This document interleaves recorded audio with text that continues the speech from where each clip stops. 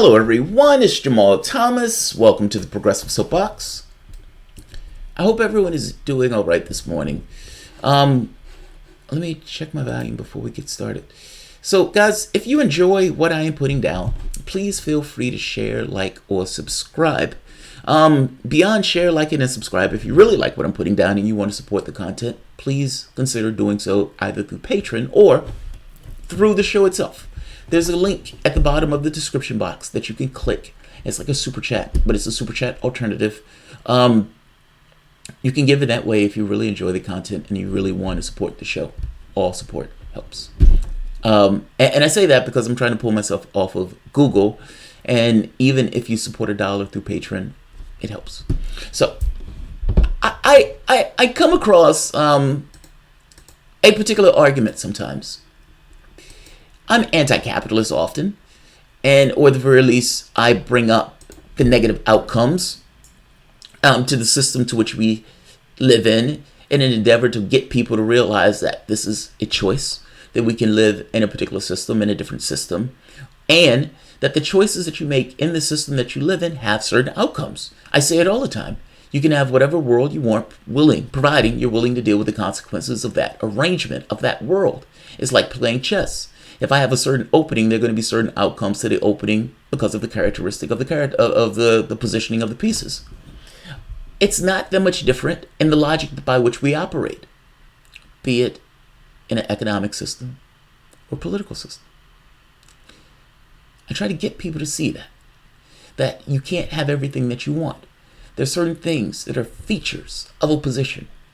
If I don't exercise, I get fat. Or maybe I get fat, or at the very least I'm not going to be in the best shape. It's not a bug, it's a feature. If I want to have 6 packs, I need to work out. I can't sit on the couch and eat bonbons and have a 6-pack. I can't have it both ways. I can either enjoy the bonbons or I can enjoy the 6-pack. It doesn't matter how much I want 6 packs. It doesn't matter how much I love or hate, want to hate bonbons. It's built into the process. This is not just exercise, though. I'm trying to get across to you that your reality is shaped in this way, in the same way. If I am playing the Ruy Lopez as an opening, there are going to be certain outcomes to that opening. I may win, I may lose, but the character of the game is going to take on a certain position. I want to nail this down. I want this to be understood. If I smoke cigarettes, I may or may not get cancer, but my likelihood of getting cancer is going to increase. I may hate cancer, but I can't hate cancer and smoke. I said that weirdly, but I'm making the point that it doesn't matter how much I hate cancer. If I am smoking cigarettes, my likelihood goes up. It's not a bug, it's a feature. That's life. That's the reality to which we live. I run into the conversation sometimes with people who talk about capitalism, and they talk about it in these wistful schoolyard ways. I'm always wowed by these people because they have this belief in capitalism in the same way that people have an odd way of belief in socialism. This idea of communism, this getting rid of the government, people living these lives where they're just free human beings. They have a capitalism idea in a similar way, but they believe that they can get to that objective through a capitalistic system. And I find this to be utter folly. You find them, and they would make the argument that capitalism is somehow not what we have right now. That what we have right now is corporatism or crony capitalism, and that there is somehow a distinction between crony capitalism and capitalism.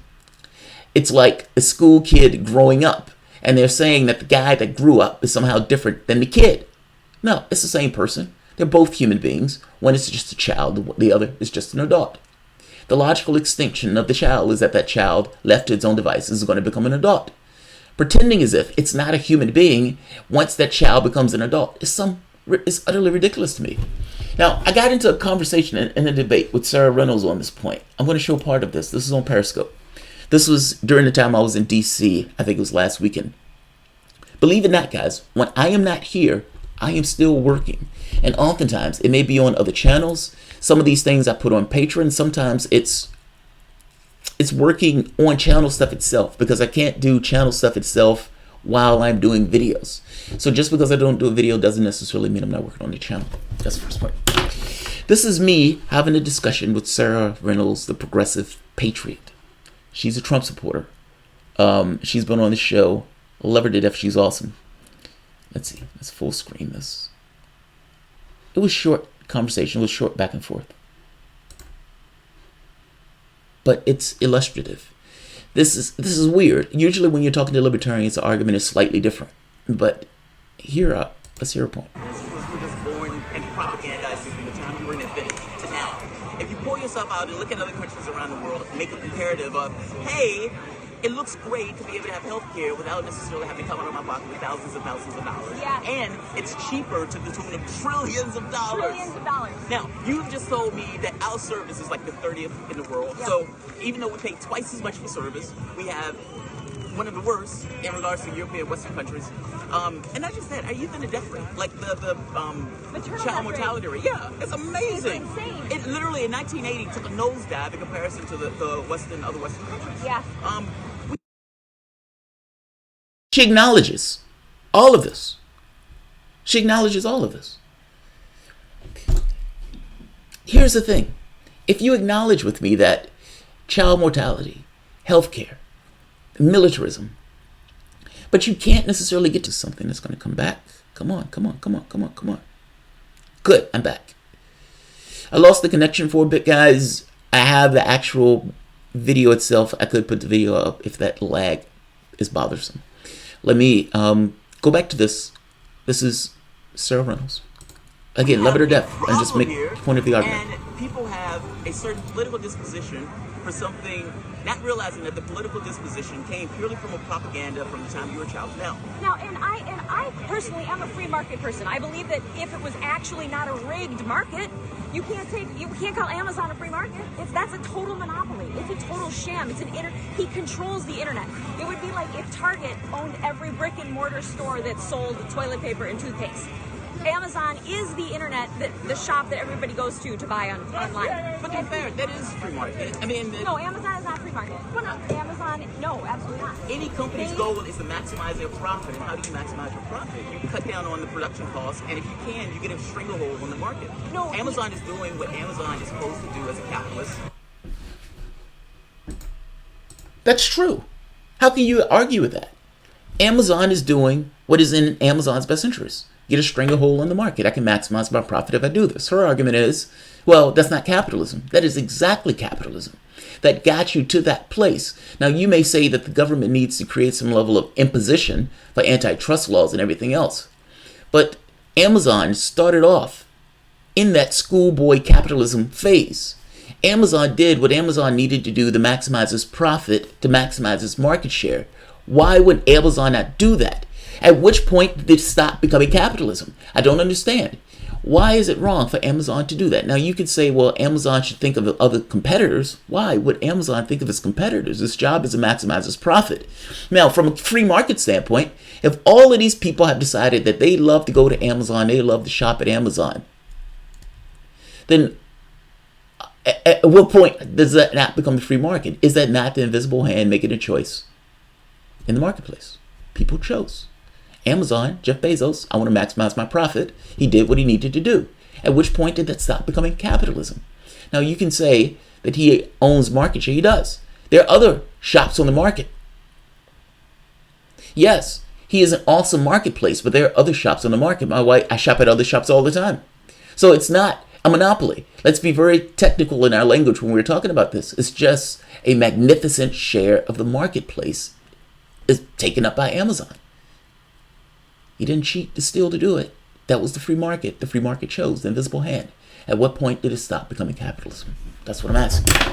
Let's stop pretending that all the incentives push a particular individual to behave a particular way, and that at some point along the way in that process, it becomes something else. All of this is capitalism. This is the child grown up. You're seeing the grown man. And you're acting as if that person is not a human being. Yes, that guy is still a human being. The logic of the system itself compels a particular behavior. Let's stop pretending that the logic in a system that compels a particular behavior that you can somehow disassociate yourself from the outcomes. The outcomes are yours. You need to own those outcomes. For example, Chiquita Banana, United Fruit. Let's talk about United Fruit. You sell bananas in the United States. You find that people like those bananas. Great. You sell them on the corners. You get a nickel for your bananas. Oh, I love these bananas. I get to peel this banana. This banana is awesome. I love it. And all across the United States, people start liking your product. And you're selling that product. You're a schoolboy capitalist. That's great. Now you need to procure bananas. Now, you have two things. I want to maximize my profit because I want to be a good capitalist. Even if I want to be an ethical capitalist, I want to maximize my profit. So I need to get bananas from somewhere. And in getting those bananas from somewhere, if I pay a lot of money from those bananas, I'm going to have to sell those bananas at a higher price, which means there are going to be less people able to buy those bananas. So I need to buy those bananas at the cheapest possible rate that I can get those bananas. Hey, Guatemala has bananas. Look at all this space for the bananas.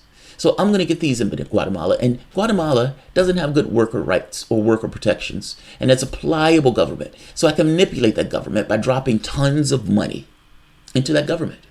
So A, I can get land for the bananas. B, I can get those bananas at a dirt cheap cost. C, I can buy up infrastructure and control the government of Guatemala itself. The government of Guatemala itself. Yes, an entire country. What about the people who are working there, living in Guatemala? I am ruthlessly exploiting that country, ruthlessly taking control of that particular government because of the money that I can drop on that government in order to sell those bananas in the United States. You are eating that banana for a dirt cheap cost, not realizing that the way you got that banana for a dirt cheap cost is the ruthless exploitation of a third world country.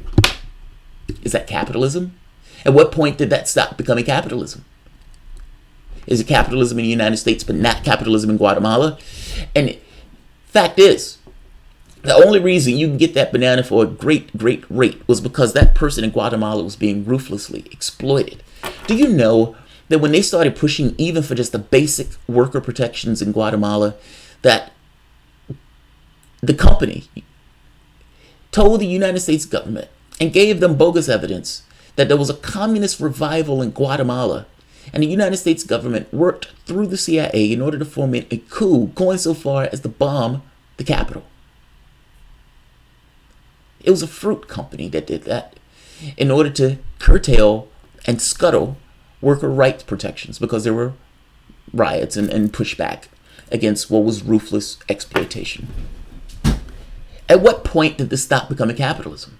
Is it capitalism when they're selling their fruit in the United States? Is it capitalism when a person buys that fruit for whatever amount of money they're buying that fruit for? Is it capitalism when the people in that country are being ruthlessly exploited in order to provide that fruit at that particular price and to give that particular person that profit? If you're looking at the head of the snake in the United States, all of this looks like a capitalistic process because all of it is a capitalistic process. There are going to be people in those offices. Those people are going to be making their ends meet with the money that they're paid, whatever the minimum wage laws is, in those offices in the United States. But the head of that snake completely misses the underbelly of what's taking place in the countries that allow you to get that product at that particular price. All of this is capitalism! That's what I'm trying to get across to you. The logic of this, the way that this operates, all of this has a particular mindset that allows people to maximize their profit. And it is perfectly logical for people to do all of this. It's not that the people are evil. It's that the logic of the process is to maximize their profits. Now, the argument here is at some point along this process, this stops becoming capitalism. That the logic of it is completely decapitated from the outcomes. I'm saying that's nonsense. You, as a baby, at no point is there a break in that time period in which you become an adult. All of it is you. Now, if you're going to say that there needs to be some kind of governmental intrusion in order to have some kind of antitrust laws, fair enough. That would be an odd argument to make if you were a libertarian, but fair enough. Fair enough. But let's be very clear that the croniness of this, all of this, is a capitalistic process. I'm staying away from the specifics and the technicalities because I want to make a logic argument here. that there is no break in this. That's all. It's the child grown up. It's the child grown up. That banana company, in order for it to operate, needed to exploit the people in that country. You needed to pay that person a shit and piss wage, because otherwise you can't make your millions. You can't become this dominant force. And in fact, if you paid those people more, your stock prices will go down. You have a disincentive of doing that. And going further with this, you can imagine that the person who starts off with that little mom and pop banana company and grows that banana company over the years into something big, into this kind of megalithic company, has every interest in the world, because they are the people at the top of the market trying to maximize their profit. Their job in this is to not create jobs. Their job in this is to maximize their profit. The jobs that they're creating is just the means by which they maximize their profit. All of this is logical in this processing. It is also logical in the process for them to buy up other companies, meaning to monopolize, because it allows them to shrink the amount of money that they pay because they become a larger thing. It's like the government and Medicare.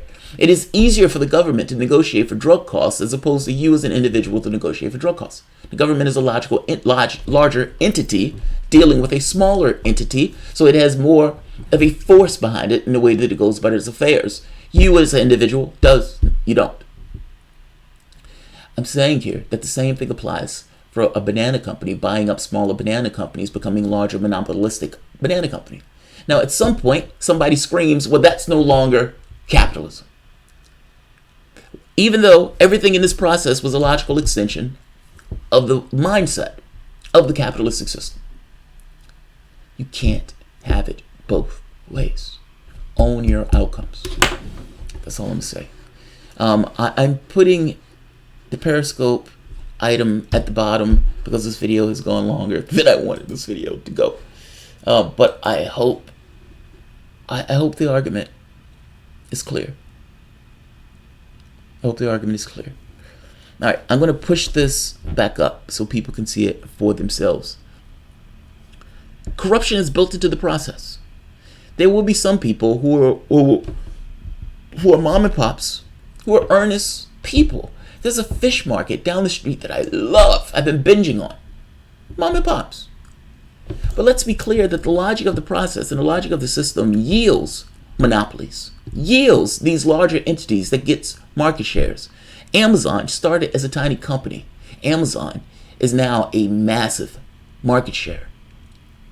At what point did it stop becoming capitalism? I'm saying at no point did it stop becoming capitalism. It is a logical outcome of the logic of the system itself. All right, I'm going to end this here. If you enjoy the content, please feel free to share, like, subscribe. You can always support the Patreon. Thanks, guys.